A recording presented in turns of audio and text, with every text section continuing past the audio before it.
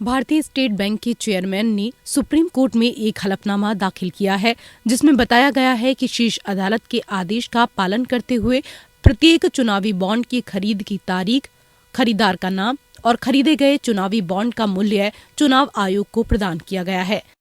Bank ने हलफनामे में कहा है कि उसने चुनावी बॉन्ड को भुनाए जाने की तारीख, राजनीतिक दलों को प्राप्त राशि और बॉन्ड के मूल्य के बारे में भी निर्वाचन आयोग को जानकारी दी है। एसबीआई का कहना है कि ये डेटा 12 अप्रैल 2019 से 15 फरवरी 2024 के बीच खरीदे और भुनाए गए बॉन्ड के संबंध में दिया गया है। यह डेटा 2 पासवर्ड से सुरक्षित पीडीएफ फाइलों में संकलित किया गया था और इसे एक पेन ड्राइव में सौंपा गया था, जबकि पासवर्ड एक सीलबंद लिफाफे में जमा किए गए थे। एसबीआई के हलफनामे में क्या है? कुल 22,217 चुनावी बॉन्ड खरीदे गए और उनमें से 22,030 को राजनीतिक दलों द्वारा भुनाया गया। 1 अप्रैल से 11 अप्रैल 2019 के बीच कुल 3,346 चुनावी बॉन्ड खरीदे गए और उनमें से 1,609 को भुनाया गया।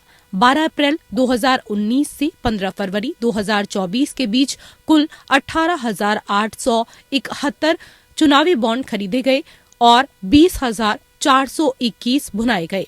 एसबीआई के सीएमडी दिनेश खारा की तरफ से सुप्रीम कोर्ट में दाखिल हलफनामे में कहा गया है कि एसबीआई ने सुप्रीम कोर्ट के आदेश का पालन करते हुए चुनावी बॉन्ड से जुड़ा ब्यौरा चुनाव आयोग को सौंपकर हमने कोर्ट के आदेश का पालन किया है। बैंक ने अपने हलफनामे में कहा है कि चुनावी बॉन्ड्स की खरीद और उनकी बिक्री को लेकर कोर्ट के आदेश के मुताबिक सभी उपलब्ध जानकारी निर्वाचन आयोग को समय रहते मुहैया करा दी गई।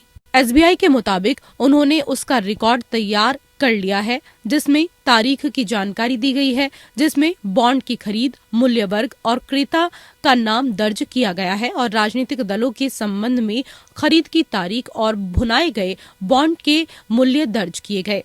एसबीआई के हलफनामे के मुताबिक 187 चुनावी बॉन्ड का पैसा राजनीतिक पार्टियों के द्वारा कैश नहीं करवाया गया। वह पैसा प्रधानमंत्री रिलीफ फंड को चला गया है। चुनावी बॉन्ड एसओपी के मुताबिक जिन बॉन्ड को समय के भीतर कैश नहीं कराया जाएगा, उन्हें पीएम रिलीफ फंड में भेज दिया जाएगा।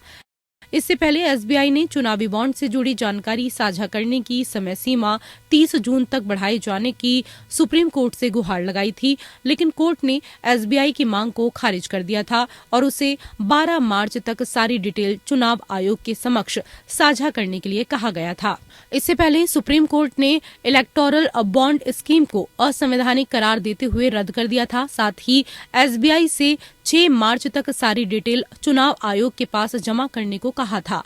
इस पर एसबीआई ने 30 जून तक का समय मांगा था। सुप्रीम कोर्ट की 5 जजों की बेंच ने एसबीआई की मांग को खारिज करते हुए 12 मार्च तक सारी डिटेल चुनाव आयोग को देने का आदेश दिया। साथ ही चुनाव आयोग को ये सारी डिटेल 15 मार्च की शाम 5 बजे तक वेबसाइट पर अपलोड करने के लिए कहा गया। Bureau report.